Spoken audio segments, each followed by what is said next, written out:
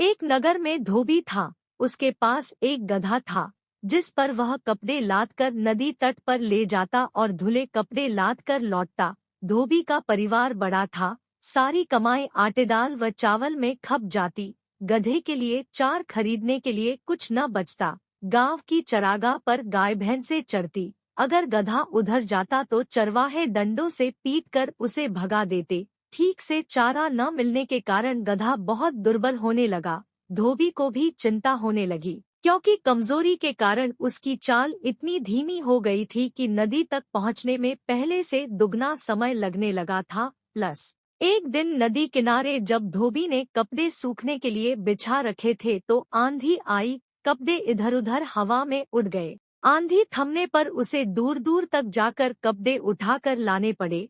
अपने कपड़े ढूंढता हुआ वह सरकंडों के बीच घुसा। सरकंडों के बीच उसे एक मरा बाघ नजर आया।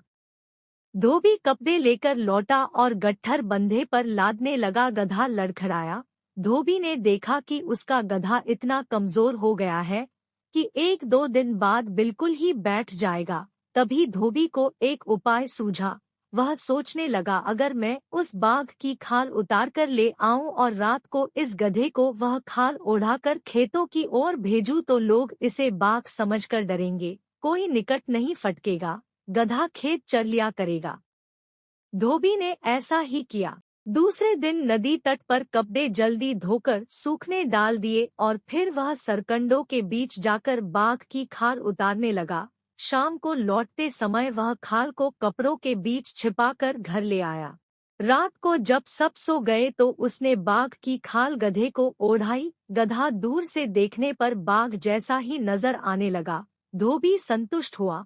फिर उसने गधे को खेतों की ओर खदेड़ दिया। गधे ने एक खेत में जाकर फसल खाना शुरू किया। रात को खेतों की रखवाली करने वालों ने खेत में बाघ देखा तो वे डरकर भाग खड़े हुए। गधे ने भरपेट फसल खाई और रात अंधेरे में ही घर लौट आया। धोबी ने तुरंत खाल उतारकर छिपा ली। अब गधे के मजे आ गए।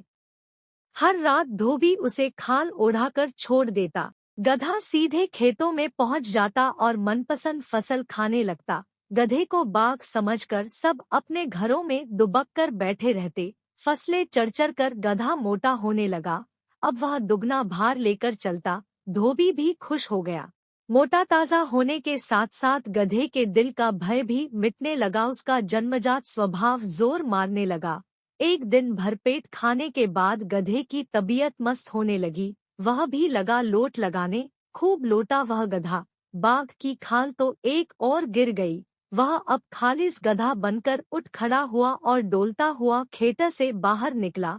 गधे के लोट लगाने के समय पौधों के रौंदे जाने और चटकने की आवाज फैली। एक रखवाला चुपचाप बाहर निकला। खेत में झांका तो उसे एक और गिरी बाघ की खाल नजर आई और दिखाई दिया। खेत से बाहर आता एक गधा। वह चिल्लाया, अरे यह तो गधा है। उसकी आवाज औरों ने भी सुनी। सब इनसे लेकर दौड़े। गधे का कार्यक्रम खेत से बाहर आकर रेंकने का था। उसने मुंह खोला ही था कि उस पर डंडे बरसने लगे। क्रोध से भरे रखवालों ने उसे वहीं ढेर कर दिया।